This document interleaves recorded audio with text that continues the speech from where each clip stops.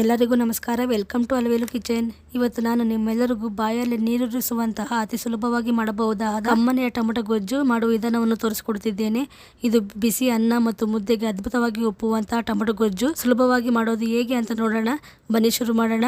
4 ರಿಂದ 5 ಟೊಮೆಟೊ ಹಣ್ಣಾಗಿರುವುದು, 1 ಈರುಳ್ಳಿ ಕಟ್ ಮಾಡ್ಕೊಂಡಿದ್ದೀನಿ, ಸ್ವಲ್ಪ ಬೆಳ್ಳುಳ್ಳಿ, ಸ್ವಲ್ಪ ಕರಿಬೇವು, 3 ರಿಂದ 4 ಹಸಿಮೆಣಸಿನಕಾಯಿ, ಸ್ವಲ್ಪ ಕೊತ್ತಂಬರಿ, 2 ಟೇಬಲ್ ಸ್ಪೂನ್ ಕಡಲೆಬೇಳೆ, 1 ಟೇಬಲ್ ಸ್ಪೂನ್ ಸಾಸಿವೆ, 1 ಟೇಬಲ್ ಸ್ಪೂನ್ ಜೀರಿಗೆ, 1 ಟೇಬಲ್ ಸ್ಪೂನ್ ಖಾರದ ಪುಡಿ, 1 ಟೇಬಲ್ ಸ್ಪೂನ್ ಸಾಂಬಾರ್ ಪುಡಿ, ಸ್ವಲ್ಪ ತೆಂಗಿನ ತುರಿ, ಸ್ವಲ್ಪ ಅರಿಶಿನ. ತರಕಾರಿ ಏನು ಇಲ್ಲದ ದಿನಗಳಲ್ಲಿ ಈ ಟೊಮೆಟೊ ಗೊಜ್ಜು ಬೆಸ್ಟ್ ಆಪ್ಷನ್ ಅಂತಲೇ ಹೇಳ್ಬೋದು. ಮೊದಲಿಗೆ ಸ್ಟವ್ ಆನ್ ಮಾಡಿಕೊಂಡು ಒಂದು ಕಡಾಯಿ ಇಟ್ಕೊಳ್ಳಿ. ಉರಿ ಮೀಡಿಯಂ ಫ್ಲೇಮಲ್ಲಿ ಇರಲಿ. ಕಡಾಯಿ ಬಿಸಿ ಆದಮೇಲೆ 2 ಚಮಚ ಎಣ್ಣೆ ಹಾಕಿ, ಎಣ್ಣೆ ಕಾದ ನಂತರ 1 ಚಮಚ ಸಾಸಿವೆ ಮತ್ತು 1 ಚಮಚ ಜೀರಿಗೆ ಹಾಕಿ ಅವುಗಳನ್ನು ಸಿಡಿಯಲು ಬಿಡಿ.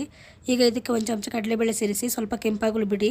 ನಂತರ 3 ರಿಂದ 4 ಹಸಿಮೆಣಸಿನಕಾಯಿ, ಸ್ವಲ್ಪ ಕರಿಬೇವು, 4 ರಿಂದ 5 ಜಜ್ಜಿದ ಬೆಳ್ಳುಳ್ಳಿ, 1 ಸಣ್ಣಗೆ ಹೆಚ್ಚಿದ ಈರುಳ್ಳಿ ಹಾಕಿ ಚೆನ್ನಾಗಿ ಫ್ರೈ ಮಾಡಿ. ಈರುಳ್ಳಿ ಸ್ವಲ್ಪ ಮೃದುವಾಗಲಿ. ಈಗ ಇದಕ್ಕೆ 5 ರಿಂದ 6 ಕಟ್ ಮಾಡಿದ ಟೊಮೆಟೊಗಳನ್ನು ಸೇರಿಸಿ ಟೊಮೆಟೊ ಸಾಫ್ಟ್ ಆಗೋವರೆಗೂ ಫ್ರೈ ಮಾಡ್ಕೊಳ್ಳೋಣ. ಈಗ ಟೊಮೆಟೊ ಸಾಫ್ಟ್ ಆಗಲು ಅಥವಾ ರುಚಿಗೆ ತಕ್ಕಷ್ಟು ಉಪ್ಪು ಆ್ಯಡ್ ಮಾಡೋಣ ಮತ್ತು ಸ್ವಲ್ಪ ಅರಿಶಿನ ಆ್ಯಡ್ ಮಾಡಿ ಹಸಿ ಸ್ಮೆಲ್ ಹೋಗೋವರೆಗೂ ಮಿಕ್ಸ್ ಮಾಡ್ಕೊಳ್ಳೋಣ. ನಿಜಕ್ಕೂ ಇದು ತುಂಬ ರುಚಿಯಾಗಿರುತ್ತೆ.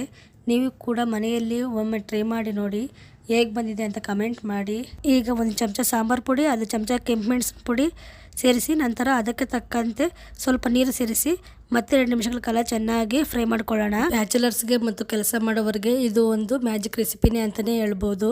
ನೋಡಿ, ಕಮ್ಮನೆಯ ಟೊಮೆಟೊ ಗೊಜ್ಜು ಈಗ ಸಿದ್ಧವಾಗಿದೆ. ಈಗ ಒಲೆ ಆರಿಸಿ ಕೊನೆಯಲ್ಲಿ ಸ್ವಲ್ಪ ತೆಂಗಿನ ತುರಿ ಮತ್ತು ಫ್ರೆಶ್ ಆದ ಕೊತ್ತಂಬರಿ ಸೊಪ್ಪನ್ನು ಸೇರಿಸಿ ಇದನ್ನು ಬಿಸಿ ಬಿಸಿ ಅನ್ನ ಮತ್ತು ಮುದ್ದೆ ಜೊತೆ ತುಂಬಾ ಚೆನ್ನಾಗಿರುತ್ತೆ.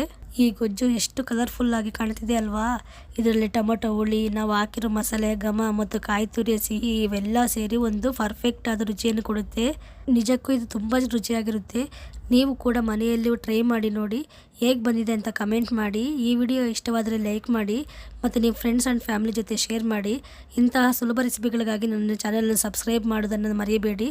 Thank you for watching my video.